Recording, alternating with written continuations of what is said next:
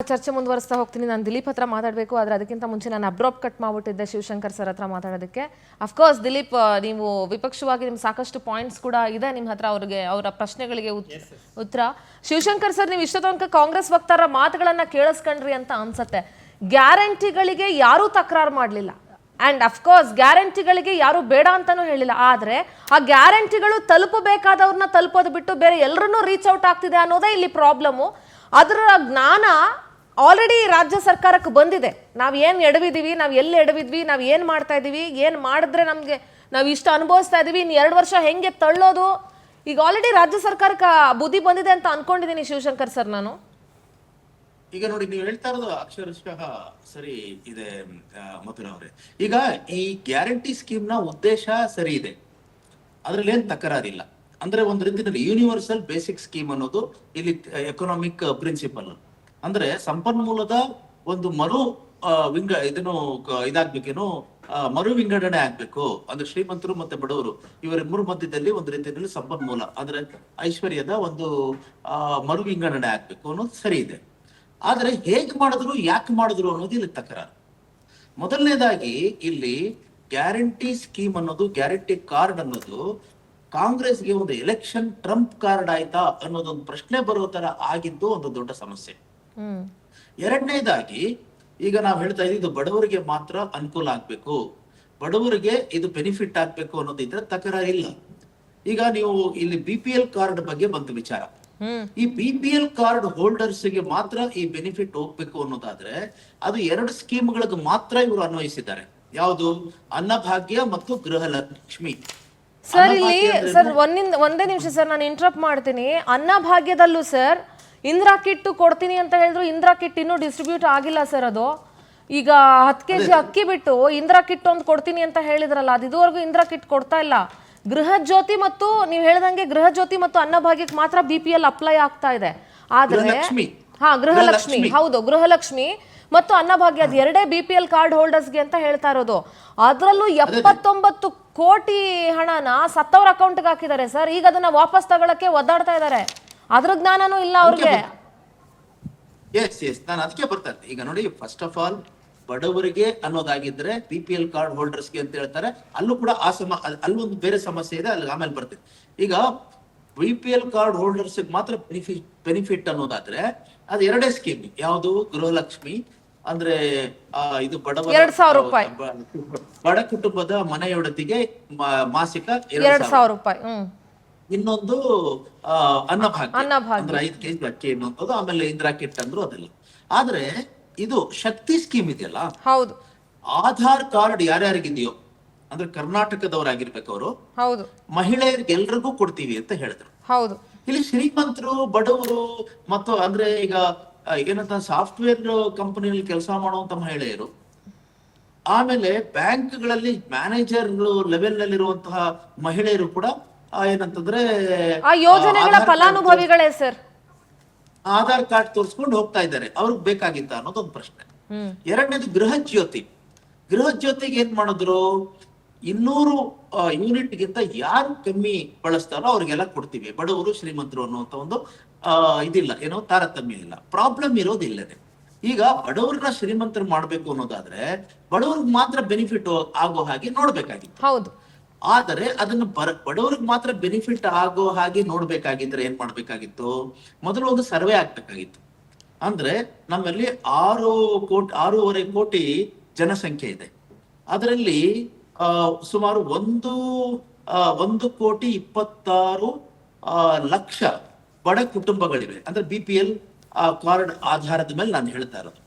ಈಗ ಅದು ಕೂಡ ಅಷ್ಟೇನೆ, ಆ BPL ಕಾರ್ಡ್ ಕೂಡ ನೀವು KS ಮುನಿಯಪ್ಪ ಅವ್ರನ್ನ ಒಂದು ಮಾತು ಕೇಳಿ, ಅದರಲ್ಲಿ 30-40% ಶ್ರೀಮಂತರ ಹತ್ರ ಇದೆ ಕಾರ್ಡ್ಗಳು. ಅಂದ್ರೆ ಸರ್ಕಾರಿ ನೌಕರರ ಹತ್ರ ಇದೆ. ಸರ್ಕಾರಿ ನೌಕರರಿಗೆ ಏನ್ ಕಮ್ಮಿ ಇದೆ?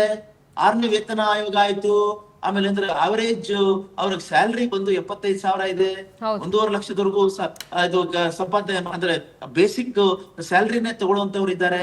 ಅವ್ರ ಹತ್ರನೂ BPL ಕಾರ್ಡ್ಗಳಿದೆ. ಅವ್ರಿಗೂ ನೀವು 2,000 ಕೊಟ್ರೆ, ಅವ್ರಿಗೂ ನೀವು ಅನ್ನಭಾಗ್ಯದ ಅಕ್ಕಿ ಕೊಟ್ರೆ ಅದೊಂದು ರೀತಿಯಲ್ಲಿ ಸಾರ್ವಜನಿಕ ಹಣದ ದುರ್ವಿನಿಯೋಗ ಆಗತ್ತೆ. ಒಂದು ಎರಡನೇದು, ಇವಾಗ ನೀವು ಆ ತರದೊಂದು ನಿಯತ್ ಇದ್ದಿದ್ದೇ ಆಗಿದ್ರೆ ಕಾಂಗ್ರೆಸ್ ಅಧಿಕಾರಕ್ಕೆ ಬರ್ತಾ ಇದ್ದ ಹಾಗೇನೆ ಈ ಗ್ಯಾರಂಟಿ ಸ್ಕೀಮ್ಗಳನ್ನ ಅಳವಡಿಸೋದಕ್ಕೆ ಮುಂಚೆ, ಅನುಷ್ಠಾನ ಮಾಡೋದಕ್ಕೆ ಮುಂಚೆ ಏನ್ ಮಾಡ್ಬೇಕಂತ ಕಂಪ್ಲೀಟ್ ಆದಂತ ಒಂದು ಸರ್ವೆ ಮಾಡಿ ಶ್ರೀಮಂತರು ಯಾರು ಬಡವರು ಯಾರು, ಆಮೇಲೆ ಇಂತಿಂತ ಸ್ಕೀಮ್ಗೆ ಇಂತಿಂತ ಏನು ಬೆನಿಫಿಷಿಯರೀಸ್ ಯಾರು, ಫಲಾನುಭವಿಗಳು ಯಾರು ಅಂತ ಗುರುತಿಸಿದ್ರೆ ಇವತ್ತು ಇದು ಎಕ್ಸಲೆಂಟ್ ಸ್ಕೀಮು. ಇವತ್ತು IMF ಕೂಡ ಒಂದು ಅಬ್ಸರ್ವೇಷನ್ ಕೊಟ್ಟಿದೆ. ಏನಂತ ಅಬ್ಸರ್ವೇಷನ್ ಕೊಟ್ಟಿದೆ ಅಂತಂದ್ರೆ, ಈ ಯೂನಿವರ್ಸಲ್ ಬೇಸಿಕ್ ಸ್ಕೀಮು ತಪ್ಪಲ್ಲ, ಆದ್ರೆ ಬೆನಿಫಿಷಿಯರೀಸ್ ಅಂದ್ರೆ ಸರಿಯಾದಂತ ಎಲಿಜಿಬಲ್ ಬೆನಿಫಿಷಿಯರೀಸ್ಗೆ ಕೊಟ್ರೆ ಇದು ಸರಿಯಾದಂತ ಸ್ಕೀಮ್, ಇಲ್ಲದೆ ಹೋದ್ರೆ ಇಲ್ಲ. ಇದರ ಪರಿಣಾಮ ಏನಾಗಿದೆ ಗೊತ್ತಾ? ಇವತ್ತು 52,000 ಕೋಟಿಯಿಂದ ಮುಖ್ಯಮಂತ್ರಿಗಳು ಹೇಳ್ತಾ ಇದ್ದಾರೆ ವರ್ಷಕ್ಕೆ. ಇದರಿಂದ ಏನಾಗಿದೆ, ಇಲ್ಲಿ ನಮ್ದು ಬಜೆಟ್ ನಲ್ಲಿ ರೆವಿನ್ಯೂ ಎಕ್ಸ್ಪೆಂಡಿಚರ್ ಮತ್ತೆ ಕ್ಯಾಪಿಟಲ್ ಎಕ್ಸ್ಪೆಂಡಿಚರ್ ಅಂತ ಹೇಳ್ತೀವಿ. ಅಂದ್ರೆ ಉತ್ಪಾದಕ ವೆಚ್ಚ ಮತ್ತು ಅನುತ್ಪಾದಕ ವೆಚ್ಚ. ಅಂದ್ರೆ ಬಂಡವಾಳ ವೆಚ್ಚ ಎಲ್ಲಿ ನಿಮ್ಗೆ ಹೆಚ್ಚಾಗುತ್ತೋ ಅಲ್ಲಿ ನಿಮ್ಗೆ ಅಭಿವೃದ್ಧಿ ಆಗುತ್ತೆ. ಈಗ ನಮ್ದು ಬಜೆಟ್ ಸೈಜ್ ಎಷ್ಟು? 4,09,000 ಕೋಟಿ. ಅದರಲ್ಲಿ ನಿಮ್ಮ ಬಂಡವಾಳ ವೆಚ್ಚ ಅಂತ ಇಟ್ಕೊಂಡಿದ್ದಷ್ಟು 71,000 ಕೋಟಿ. ಈಗ ಅದನ್ನ ಕಡಿಮೆ ಮಾಡ್ತಾ ಇದ್ದಾರೆ. ಈಗ ಏನಂತಂದ್ರೆ ಅದನ್ನ ಡೌನ್ವರ್ಡ್ ರಿವೈಸ್ ಮಾಡ್ತಾ ಇದ್ದಾರೆ. ಈಗ 52,000 ಕೋಟಿ ಗ್ಯಾರಂಟಿಗೆ ಹೋಯ್ತು, 85,000 ಕೋಟಿ ಸ್ಯಾಲರಿಗೆ ಹೋಯ್ತು, 35,000 ಕೋಟಿ ಪೆನ್ಷನ್ಗಳಿಗೆ ಹೋಯ್ತು. ಆಮೇಲೆ ಮಾಡಿದ ಸಾಲಕ್ಕೆ ಬಡ್ಡಿ ಕಟ್ಟೋದು 50,000 ಕೋಟಿ ಹೋಯ್ತು. ಇನ್ ನೀವು ಮಿಕ್ಕಂತ ಸಬ್ಸಿಡಿಗಳಿಗೆ ನೀವು ಕಟ್ಟುವಂತದ್ದು 40,000 ಕೋಟಿ. ಸೊ ಹಾಗಾಗಿ ನಿಮ್ಗೆ ಉಳಿಯುವಂಥದ್ದು ಅಭಿವೃದ್ಧಿ ಅಂತ ಮಾಡಕ್ಕೆ ಉಳಿಯುವಂಥದ್ದು 71,000 ಕೋಟಿ ಇದ್ರೆ ನಮ್ಗೆ ಆದಾಯನೇ ಸರಿಯಾಗಿ ಬರ್ಲಿಲ್ಲ ಅಂತೇಳಿ ಅದನ್ನ 60 ಕೋಟಿಗೆ ಇಳಿಸ್ಬೇಕು, 60,000 ಕೋಟಿಗೆ ಇಳಿಸ್ಬೇಕು ಅಂತಿದ್ದಾರೆ. ಅಂದ್ರೆ ನಮ್ಮ ಬಜೆಟ್ ಸೈಜೇ ಕಡಿಮೆ ಆಗ್ತಾ ಇದೆ. ಇಂಥ ಸಮಯದಲ್ಲಿ ನಾವು ಈ ತರದ ಸಾರ್ವಜನಿಕ ಹಣವನ್ನ ಹೀಗೆ ದುಂದು ಮಾಡೋದು ಸರಿನಾ ಅನ್ನೋ ಪ್ರಶ್ನೆ ಬಂದೇ ಬರುತ್ತೆ. ಇದಕ್ಕೆ ಇರುವಂತ ಒಂದೇ ಒಂದು ಮಾರ್ಗ ಏನು ಅಂತಂದ್ರೆ, ಸರಿಯಾದ ರೀತಿ ನೀವು ಜನಗಳಿಗೆ ನೀವೇನಾದ್ರೂ ನೀವು ನೋಡಿ ವಾಲಂಟಿಯರಿ ಆಗಿ ನೀವೇ ಸರೆಂಡರ್ ಮಾಡ್ಬಿಡಿ. ಶ್ರೀಮಂತರಾಗಿದ್ರೆ ನೀವು ಅನ್ನಭಾಗ್ಯದ ಅನ್ನ ತಗೋಬೇಡಿ, ನೀವು ಶ್ರೀಮಂತರಾಗಿದ್ರೆ ಗೃಹಲಕ್ಷ್ಮಿ ಹಣ ತಗೋಬೇಡಿ ಅಂದ್ರೆ ಯಾರು ಅದನ್ನ ಮಾಡೋದಿಲ್ಲ. ಆ ಜವಾಬ್ದಾರಿ ಇರೋದು ಸರ್ಕಾರಕ್ಕೆ. ನಿಮ್ಗೆ ಸಿಸ್ಟಮ್ ಇದೆ, ನಿಮ್ಗೆ ಇನ್ಫ್ರಾಸ್ಟ್ರಕ್ಚರ್ ಇದೆ, ನಿಮ್ಗೆ ಮ್ಯಾನ್ ಪವರ್ ಇದೆ. ವೈ ಡೋಂಟ್ ಯು ಡೂ ನಂದೊಂದು ಪ್ರಶ್ನೆ ಇದೆ ಸರ್. ಈಗ ಎಲೆಕ್ಷನ್ ಬಂತು ಅಂತ ಅಂದ್ಬಿಟ್ರೆ ವೋಟರ್ ID ಕಾರ್ಡ್ ಇಂದ ಹಿಡಿದು ಪ್ರತಿಯೊಬ್ಬ MLA ಗೊತ್ತಿರುತ್ತೆ ತನ್ನ ವಾರ್ಡ್ ಅಲ್ಲಿ ಯಾವ ಜಾತಿಯ ಎಷ್ಟು ವೋಟ್ಗಳಿದೆ ಅನ್ನೋದು ಪ್ರತಿಯೊಬ್ಬ MLAಗೂ ಗೊತ್ತಿರಲ್ವಾ ಸರ್? ಗೊತ್ತಿರುತ್ತೆ. ಇಷ್ಟೆಲ್ಲ ಎಲೆಕ್ಷನ್ ಸಂದರ್ಭದಲ್ಲಿ ಮಾಡುವಂತಹ ರಾಜಕಾರಣಿಗಳು ಒಂದು ಸರ್ಕಾರ ಅಂತ ರಚನೆ ಆದ್ಮೇಲೆ BPL ಯಾರಿಗೆ ತಲುಪಬೇಕು, ಯಾರಿಗೆ ತಲುಪಬಾರ್ದು, ಇದ್ರಲ್ಲಿ ಉಳ್ಳವ್ರೆಷ್ಟು, ಉಳ್ಳವ್ರಿಗಿಂತ ಕಡಿಮೆ ಹಂತದಲ್ಲಿ ಇರೋರೆಷ್ಟು, ಇರೋರು ಎಷ್ಟು ಜನ ಅಂತ ಸ್ಕ್ರೂಟಿನಿ ಮಾಡುವಂತ ಕೆಪಾಸಿಟಿ ಎಂಟೈರ್ ಒಂದು ಅಡ್ಮಿನಿಸ್ಟ್ರೇಷನ್ ಸಿಸ್ಟಮ್ಗೆ ಇಲ್ಲ ಅಂತಂದ್ರೆ ಏನ್ ಸರ್ ಅರ್ಥ ಇದು? ಅದೇ ಹೇಳ್ತಾರೆ. ಇವಾಗ ಇವ್ರಿಗೆ ಏನಾದ್ರೂ ನಿಜವಾಗ್ಲೂ ಕೂಡ ಒಂದು ರಾಜಕೀಯ ಇಚ್ಛಾಶಕ್ತಿ ಇದ್ದು ಸಮಾಜಕ್ಕೆ ಒಳ್ಳೇದ್ ಮಾಡ್ಬೇಕು ಅಂತಿದ್ರೆ ಮೊದಲು ಮಾಡ್ಬೇಕಾದ್ರೆ ಈ ಕೆಲಸ. ಯಾಕೆ ಅಂತಂದ್ರೆ ಇವತ್ತು ನೋಡಿ ಗ್ಯಾರಂಟಿ ಸ್ಕೀಮ್ ಇಂದ ಅಭಿವೃದ್ಧಿಗೆ ಹಣ ಸಿಗ್ತಾ ಇಲ್ಲ ಅಂತ ಹೇಳ್ತಾ ಇರೋದು ಪ್ರತಿಪಕ್ಷಗಳಲ್ಲ, ಮಾಧ್ಯಮಗಳಲ್ಲ, ಆಡಳಿತ ಪಕ್ಷದ ಸದಸ್ಯರು ಮತ್ತೆ ಶಾಸಕರು. ಅಷ್ಟೇ ಯಾಕೆ, ಮುಖ್ಯಮಂತ್ರಿಗಳ ಆರ್ಥಿಕ ಸಲಹೆಗಾರ ಯಾರು? ಬಸವರಾಜ ರಾಯರೆಡ್ಡಿ ಅವರು ಫಸ್ಟ್ ಹೇಳಿದ್ದಾರೆ ಇಲ್ಲಿ ನಮಗೆ ಗ್ಯಾರಂಟಿ ಸ್ಕೀಮ್ಗಳಿಂದ. ಆಲ್ರೈಟ್ ಶಿವಶಂಕರ್ ಸರ್, ನಾನು ಮಾತಾಡ್ತೀನಿ ದಿಲೀಪ್, ನಿಮ್ದೊಂದು ಸ್ಮಾಲ್ ರಿಯಾಕ್ಷನ್ ಕೊಡಿ, ಆಮೇಲೆ ನಾನು ಮತ್ತೆ ಚರ್ಚೆ ಮಾಡ್ತೀನಿ. ಎಸ್, ನಿಮ್ಮ ಮೊದಲ ಪ್ರತಿಕ್ರಿಯೆ. ಅಲ್ಲ ನೋಡಿ, ಈಗ ಒಂದು ಗ್ಯಾರಂಟಿ ಯೋಜನೆಗಳಿಂದ ಈಗ ಕಾಂಗ್ರೆಸ್ ವಕ್ತಾರರು ಮಾತು ಹೇಳಿದೆ. ಅವ್ರು ಹೇಳಿದ್ರು ಗ್ಯಾರಂಟಿ ಯೋಜನೆಗಳನ್ನ ಜಾರಿ ತಗೊಂಡ್ಬರ್ತಾ ಇದ್ದೀವಿ, ಬಡತನ ನಿರ್ಮೂಲನೆ ಮಾಡ್ತೀವಿ, ಆ ರೀತಿ ಹಕ್ಕುಗಳು ಅದು ಇದು. ಹೌದು ಸ್ವಾಮಿ, ನಿಮ್ಮ ಭಾಷಣಗಳೆಲ್ಲ ಸರಿ. ಗ್ಯಾರಂಟಿ ಯೋಜನೆಗಳು ರಾಜ್ಯಕ್ಕೆ ಒಳ್ಳೇದಾಗುತ್ತೆ, ನಾವು ಗ್ಯಾರಂಟಿ ಯೋಜನೆಗಳ ವಿರುದ್ಧ ಅಲ್ಲ. ನಿಮ್ಮ ಗ್ಯಾರಂಟಿ ಯೋಜನೆಗಳಿಂದ ಯಾಕೆ ರಾಜ್ಯ ಸರ್ಕಾರದ ಆರ್ಥಿಕತೆ ಹಾಳಾಗ್ತಾ ಇದೆ? ಇವತ್ತು 54,000 ಕೋಟಿ ರೂಪಾಯಿಯನ್ನ ಗ್ಯಾರಂಟಿ ಯೋಜನೆಗಳಿಗೆ ವಿನಿಯೋಗ ಮಾಡ್ತಾರೆ ಮೇಡಮ್. ಇವತ್ತು ರಾಜ್ಯದ ಸಾಲ 1,10,000 ಕೋಟಿ. 1,10,000 ಕೋಟಿ ಸಾಲ ಮಾಡಿದ್ರೂ ಸಹ 54,000 ಕೋಟಿಯನ್ನ ಇವರು ಸರಿದೂಗ್ಸಕ್ ಆಗ್ತಾ ಇಲ್ಲ ಅಂತಂದ್ರೆ ಎಲ್ಲೆಲ್ಲಿ ಸೋರಿಕೆ ಆಗ್ತಾ ಇದೆ ಅಂತಕ್ಕಂಥದ್ದನ್ನು ಇವರು ಚೆಕ್ ಮಾಡ್ಕೊಬೇಕಾಗತ್ತೆ ಒಂದು. ಮತ್ತೆ ರಾಜ್ಯಕ್ಕೆ ಆಗ್ತಿರ್ತಕ್ಕಂಥ ಸಮಸ್ಯೆಗಳು ಮೇಡಮ್, ಇವತ್ತು ರಾಜ್ಯದ ನೋಡಿ ಪ್ರತಿ ವರ್ಷ ಸಾಲ ಜಾಸ್ತಿ ಆಗ್ತಲೇ ಬರ್ತಾ ಇದೆ. ಈಗ ಇವರು ಅಧಿಕಾರಕ್ಕೆ ಬಂದಾಗ 2021-22ರಲ್ಲಿ ಸಾಲ ಎಷ್ಟಿತ್ತು ಅಂದರೆ 19-20ರಲ್ಲಿ 45,000 ಕೋಟಿ ಸಾಲ ಮಾಡಿದ್ದು. ಅಂದರೆ ಅವಾಗ ಪ್ರವಾಹ ಪೀಡಿತ ಆಗಿತ್ತು ಅಂತ 45,000 ಕೋಟಿ ಮೇಡಮ್. 20-21ರಲ್ಲಿ ಕೋವಿಡ್ ಬಂತು, 96,000 ಕೋಟಿ ಸಾಲ ಮಾಡಿದ್ರು. 21-22 ಅವಾಗಲೂ ಕೋವಿಡ್ ಇತ್ತು, 80,000 ಕೋಟಿ ಸಾಲ ಮಾಡಿದ್ರು. 22-23 ಮೇಡಮ್, ಆಗ BJP ಸರ್ಕಾರನೇ ಆಡಳಿತ ಇತ್ತು, 44,000 ಕೋಟಿ ಸಾಲ ಮಾಡ್ತಾರೆ. ಇವರು ಅಧಿಕಾರಕ್ಕೆ ಬರ್ತಾರೆ ಮೇಡಮ್ ದಿಢೀರಂತ 23-24 ಈ 90,280 ಕೋಟಿ ಸಾಲ ಆಗುತ್ತೆ. 24-25 1,05,246 ಕೋಟಿ ಸಾಲವನ್ನು ಮಾಡಿದ್ದಾರೆ. ಇವತ್ತು ಕರ್ನಾಟಕ ಆರ್ಥಿಕತೆಯಲ್ಲಿ ನೀವು ಸುಮಾರು ಒಂದು 3-4 ವರ್ಷದಿಂದ 3ನೇ ಸ್ಥಾನದಲ್ಲಿತ್ತು ಮೇಡಮ್. ಈಗ GSDP ಪ್ರತಿ ಸ್ಟೇಟ್ನ ಒಂದು GDP ಇವತ್ತು 4ನೇ ಸ್ಥಾನಕ್ಕೆ ಹೋಗಿದೆ. ಅಂದರೆ ಉತ್ತರ ಪ್ರದೇಶ ನಮ್ಮನ್ನು ಹಿಂದಕ್ಕೆ ಹೋಗಿದೆ. ನಾವು ಕೇಳ್ತಿರ್ತಕ್ಕಂಥದ್ದು, ನೀವು ಕೊಡಿ ಗ್ಯಾರಂಟಿ ಯೋಜನೆನ, ನಮಗೆ ಸಮಸ್ಯೆ ಆಗ್ತಾ ಇಲ್ಲ, ರಾಜ್ಯವನ್ನು ಯಾಕೆ ಹಾಳು ಮಾಡ್ತಿದ್ದೀರಿ? ರಾಜ್ಯವನ್ನು ಹಾಳು ಮಾಡಿಬಿಟ್ಟು ಯಾಕೆ ನೀವು ಆರ್ಥಿಕ ಶಿಸ್ತನ್ನು ಕಾಪಾಡ್ತಾ ಇಲ್ಲ? ಇವತ್ತು ಫಿಸಿಕಲ್ ಡಿಪಿಸಿಟ್ ಹಾಳಾಗಿದೆಯಲ್ಲ.